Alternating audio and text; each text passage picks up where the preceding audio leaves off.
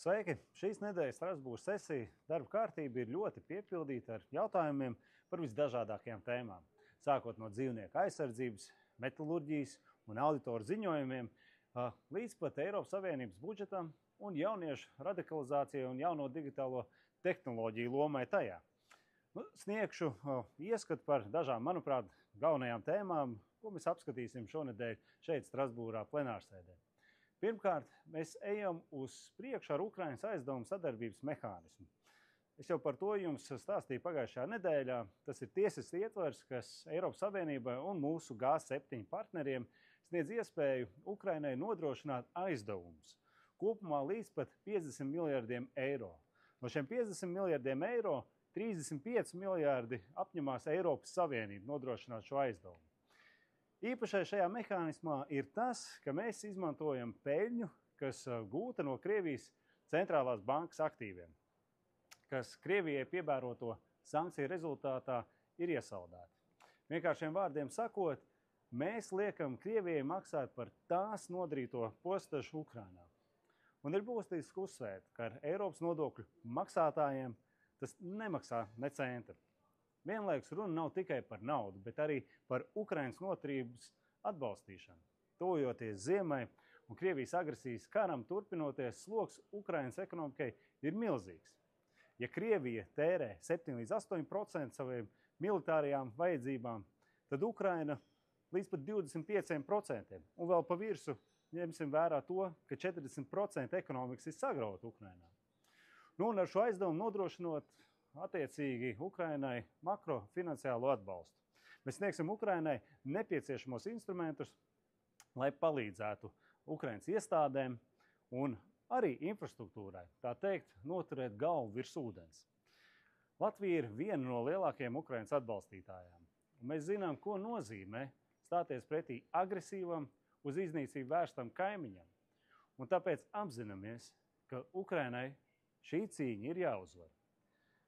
Šajā kontekstā jāmin vēl viens darba kārtības temats, kam jāpievērš liela uzmanība. Runa ir par sankciju paplašināšanu un piemērošanas nodrošināšanu, jo īpaši saistībā ar Krievijas ēnu floti. Tādu kā ēnās slēptu tīklu, ko izmanto, lai izvairītos no sankcijām un nelegāli ievestu resursus, piemēram, naftu. Tie ir resursi, kas tiešā veidā kurina Krievijas kara mašīnu, apējot sankcijas. Sankcijas darbojas tikai tad, ja tās tiek pilnībā izpildītas. Un tad, kad tās darbosies pilnībā, tās būtiski ietekmēs Krievijas militāro kapacitāti. Latvija kā Eiropas Savienības ārējai robežvalstī, kā zemēji ar ļoti senu Krievijas ietekmes aktivitāšu apkarošanas vēsturi, ir ļoti labi saprotams, cik ļoti svarīgi ir panākt, lai mūsu piemērotās sankcijas Krievijai patiešām iegrieztu un tās sāpētu. Šajā sesijā diskutēsim par ārvalstu iejaukšanos valstu demokrātiskajos procesos un sabiedriskajās norisēs, kā arī hibrīdu uzbrukumiem. Ar hibrīdām metodēm esam pazīstami, īpaši saistībā ar to, kas notiek uz mūsu austrumu robežas.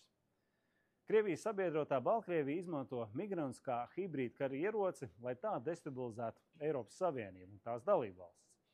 Tie nav nejauši incidenti. Tie ir apzināti uzbrukumi mūsu drošībai. Un kājas tam aug ne jau Baltkrievijā. Mēs redzam skaidru sakni starp Teherānu un Minsku, jo Irāna ieved migrantus Baltkrievijā, lai tos virzītu uz Eiropas Savienības robežām. Tas mūs noved pie vēl viena liela jautājuma – Irānas valsts sponsorētā terorisma. Šīs tēmas ir savstarpēji saistītas – sankcijas, hibrīdu draudi, plašsaziņas līdzekļu brīvība un Irānas ietekme. Tie visi ir daļa no plašāka izaicinājuma Eiropas drošībai un vērtībām.